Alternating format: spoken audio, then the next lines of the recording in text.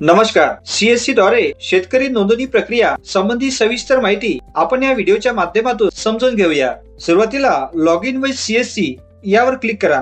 आपल्याला CSC connect पोर्टलवर घेऊन जाईल. त्या पोर्टलवर सीएससी ऑपरेटरने आयडी आणि पासवर्ड प्रविष्ट करून लॉग इन करा. लॉग इन केल्यानंतर ऑपरेटरने शेतकऱ्याचा आधार क्रमांक प्रविष्ट करावा. शेतकऱ्याला त्याच्या आधार नोंदणीकृत मोबाईल नंबरवर ओटीपी प्राप्त होईल. तो इथे प्रविष्ट करून आधार पडताळणी पूर्ण होईल. मोबाईल ओटीपी यामध्ये शेतकऱ्याचा मोबाईल नंबर नमूद करावा. मोबाईल क्रमांकावर शेतकऱ्यांना ओटीपी प्राप्त होईल. तो येथे नमूद करावा. त्यानंतर आपण शेतकरी तपशील या पेजवर याल. येथे ऑपरेटरने प्रादेशिक भाषेत शेतकऱ्यांचे आणि त्यांच्या वडिलांचे नाव सत्यापित करणे आवश्यक आहे आणि आवश्यक असल्यास ते अद्ययावत सुद्धा करू शकतात. तसेच शेतकऱ्याचा फोटो येथे दिसेल. आधारनुसार येथे शेतकऱ्याचा पत्ता दाखविला जाईल. शेतकरी प्रकार ड्रॉपडाऊन मधून ऑपरेटरने ओनर हा पर्याय निवडावा. ऑपरेटरला दोन्ही चेक बॉक्सेस आपोआप निवडलेले दिसेल. यानंतर फेच लँड डिटेल्स यावर क्लिक करा.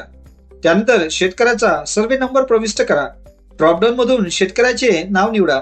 त्यानंतर चेक बॉक्सवर क्लिक करा आणि ऍड लँड बटनवर क्लिक करा. जमिनीचा डेटा आल्यानंतर जमीन त्या मालकाची आहे हे तपासून बघा.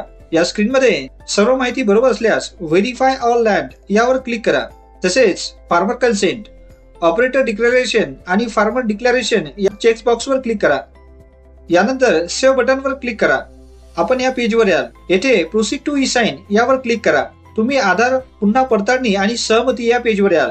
आधार सहमतीसाठी सीडॅक पृष्ठावर आपल्याला पुनर्निर्देशित केले जाईल. तेथे ऑपरेटरने शेतकऱ्याचा आधार क्रमांक प्रविष्ट करावा.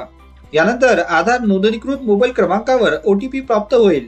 तो येथे प्रविष्ट करा. अशा प्रकारे सीएससी ऑपरेटर हे शेतकऱ्यांची नोंदणी करू शकतात.